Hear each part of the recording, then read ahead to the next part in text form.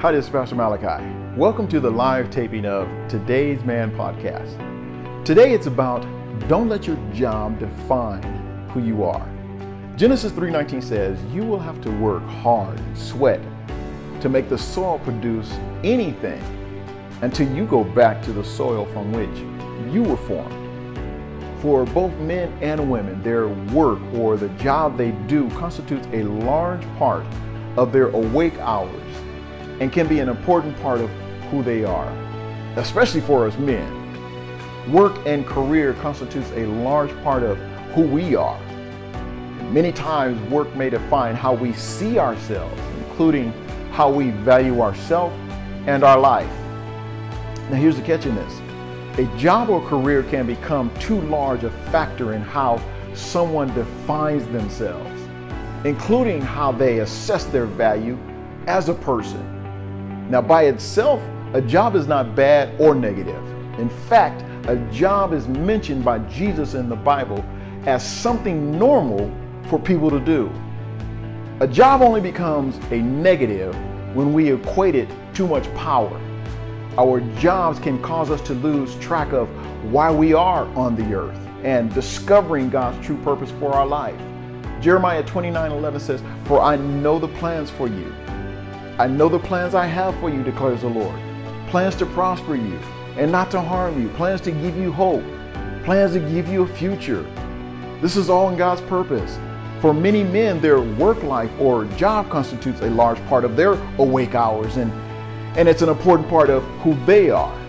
Now, for these men, their job and career represents a disproportionate part of who they are as men. This is not what God intends for men on the earth. Because by itself, a job is not good or bad. In fact, God understood that a job is important for men.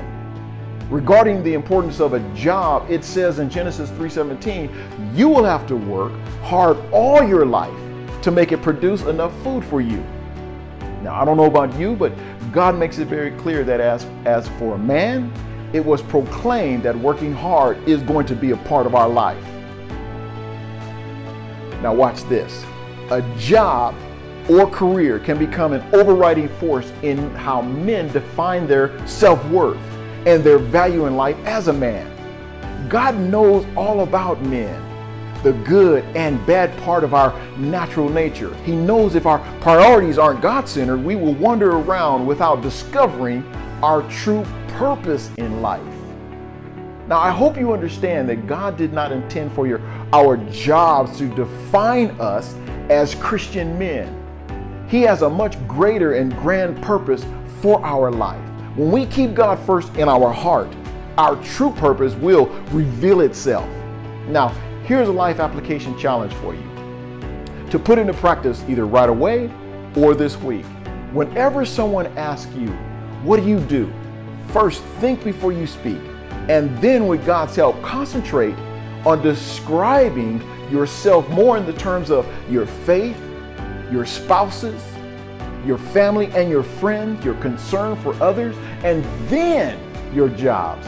Every day we can pray for wisdom in discovering our true purpose as today's men on earth. Now here's my prayer for us today.